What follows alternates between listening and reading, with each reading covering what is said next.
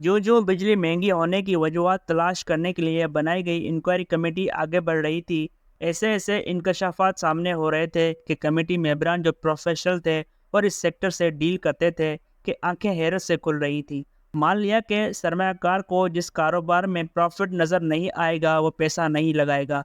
जायज़ प्रॉफिट हर किसी का हक है, लेकिन जब इन पावर प्लांट्स की दस्तावेजात एसईसीपी और नेपरा का रिकॉर्ड सामने आना शुरू हुआ तो अंदाज़ा हुआ कि सियासी हुक्मरान अवाम के नुमाइंदे कम और इन पावर प्लांट्स के सगे ज़्यादा थे। पाकिस्तान में बिजली पूरे खित्ते में सबसे ज़्यादा महंगी पैदा की जा रही थी। हिंदुस्तान, बांग्लादेश और खित्ते के दीगर ममालिक अपने अवाम को सस्ती बिजली फराहम कर रहे थे, जबकि पाकिस्तान में लुट मची हुई थी। अवाम का जो हशर हो रहा था वो अपनी जगह, लेकिन इस महंगी बिजली का असल नुकसान एक्सपोर्ट सेक्टर को हो रहा था। एक्सपोर्टर्स को आलमी मार्केट में बड़ा एडवांटेज सस्ती बिजली से होता है, ताकि वो आलमी मार्केट में एशिया की लागत कम होने की वजह से ज़्यादा डॉलर कमा ला सकें। मगर यहाँ बिजली महंगी होती चली गई, जिससे एक्सपोर्ट कम होना शुरू हो गई और साथ ही तजारती खसारा बढ़ना शुरू हो गया। पाकिस्तानी ताजर अब आलमी मार्केट में बांग्लादेश और भारत का मुकाबला नहीं कर पा रहे थे। मुकाबला तो खैर पहले ही भी नहीं था, लेकिन बिजली की महंगे माहदों के बाद तो बट्ठा ही बैठ गया। अब हालत यह थी कि एक तरफ बिजली महंगी होने से एक्सपोर्ट कम हो रही थी और डॉलर्स कम आ रहे थे, तो दूसरी तरफ जो महंगी बिजली पैदा कर रहे थे उन प्लांट मालिकान को अदायगियाँ भी डॉलरों में हो रही थी। अब डॉलरों में कर्जा भी लिया जा रहा था ताकि इन प्लांट्स मालिकान को इस बिजली की अदायगी भी करे जो इस्तेमाल नहीं हो सकी। जब प्रोफेशनल्स पर मुश्तमिल इस टीम ने ये चीज़ें देखना शुरू की तो पता चला कि प्राइवेट सेक्टर जो बिजली पैदा करके हुकूमत को डॉलरों में बेच रहा था, इसमें बड़े पैमाने पर गड़बड़ की गई थी। इन कंपनियों ने जो लंबे हाथ मारे वो सबसे ज़्यादा प्लांट लगाने की लागत में थे।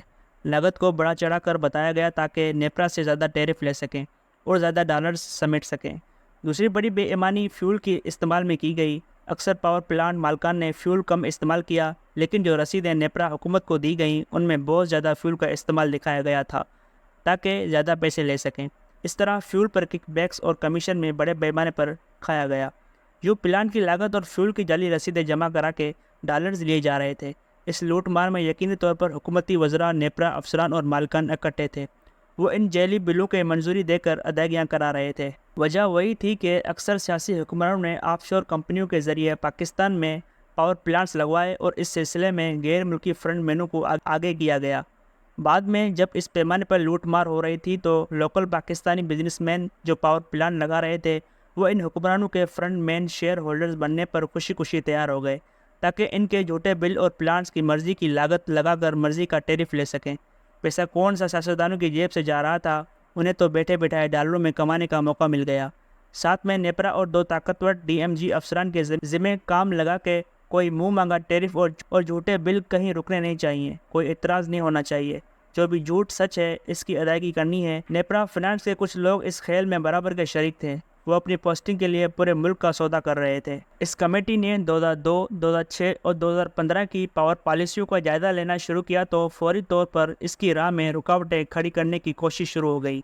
तमाम तर कोशिशों के बावजूद कमेटी मेंबरान पावर अपफ्रंट टैरिफ बल्क का ब्रेकअप ना दिया गया और ना ही रिटर्न ऑफ इक्विटी की तफसीलात दी गई, जो इस सारे मामलात की तफसीलात के लिए ज़रूरी थी। ताहम कमेटी में वो लोग शामिल थे जो इन सब करतूतों से वाकिफ़ थे, लिहाजा उन्होंने कुछ और तरीका इख्तियार किया ताकि मामले की तह तक पहुंचा जाए कि किसने कितना पैसा और डॉलर झूठी रसीदें और झूठे बिल्स देकर वसूल किए और कितने कितने अरब एक एक पावर प्लांट को ज़्यादा मिले।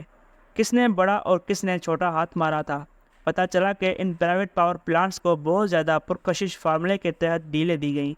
इंटरनल रेट ऑफ रिटर्न्स बहुत ज़्यादा दिए गए, खुसूसन 1994 में बेनज़ीर भुट्टो और जरदारी दौर की पॉलिसी में जब पहली दफ़ा IPPs लगे थे। शुरू में कुल 17 पावर प्लांट्स इस पॉलिसी के तहत लगाए गए। इनमें से 16 प्लांट्स ने कुल 51 अरब रुपए की सरमायाकारी की थी, मगर 1994 से 2020 तक इन पावर प्लांट्स के मालिकान 415 अरब रुपए का मुनाफा कमा चुके हैं।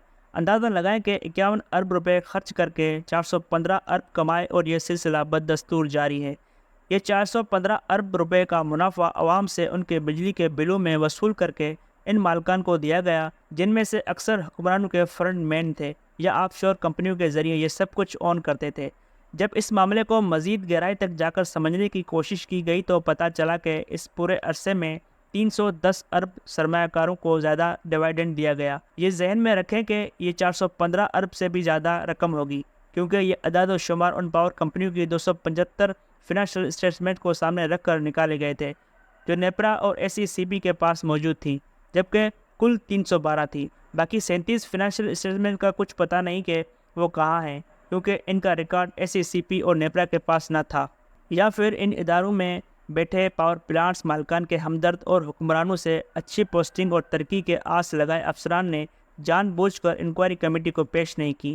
اگر 312 فنانشل اسٹیٹمنٹ کا جائزہ لیا جاتا تو یہ اعداد و شمار 415 ارب روپے سے کہیں زیادہ ہوتے۔ اکثر پاور پلانٹس نے جو بینکوں سے قرضہ شو کرایا تھا کہ اس سے وہ پلان لگا رہے تھے، اس کا پے بیک پیریڈ 2 سے 4 سال تھا، جبکہ وہ جو منافع کما رہے تھے وہ 18.26 گنا زیادہ تھا، جبکہ ڈیویڈنڈ اس سرمایہ کاری پر 22 گنا تھا، جو حیران کن عالمی ریکارڈ تھا۔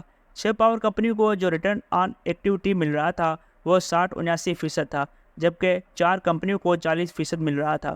جتنا بڑا منافع پاور سیکٹر میں ان پاور پلانٹس مالکان کو مل رہا تھا، اس کا تصور پاکستان میں اور کوئی سیکٹر سوچ بھی نہیں سکتا تھا۔ مزے کی بات ہے کہ پاور پلانٹس مالکان کی سرمایہ کاری پر رسک بھی صفر تھا۔ اس سے بہتر محفوظ اور ہائی پرافٹ بزنس ہو نہیں سکتا تھا، کیونکہ حکومت پاکستان نے انہیں ساورن گارنٹیاں دی ہوئی تھی کہ ان سب کو اربوں خربوں کی سب ادائیگیاں حکومت پاکستان کرے گی، اور اگر ادائیگیوں میں تاخیر ہوئی تو اس پر جرمانہ یا مارک اپ بھی ادا کیا جائے گا۔ یہ تو صرف فیول سے بجلی پیدا کرنے والوں کے ڈاکے کی کہانی ہے، ابھی تو گیس پر چلنے والے پلانٹس ہوشربا داستان منتظر تھی کہ وہاں کس کس نے کیا کیا ڈاکے مارے، جن کے ثبوت اب سامنے آ رہے تھے۔ مگر کچی گولیاں پاور پلانٹس مالکان نے بھی نہیں کھیلی تھی۔ جب ان کی چوریاں سامنے آنا شروع ہوئی تو انہوں نے اہم انکوائری کمیٹی کو اپنی مزید اسکینڈلز بے نقاب کرنے سے روکنے کا انوکھا طریقہ ڈھونڈا۔ اب بڑا کھیل شروع ہو چکا تھا۔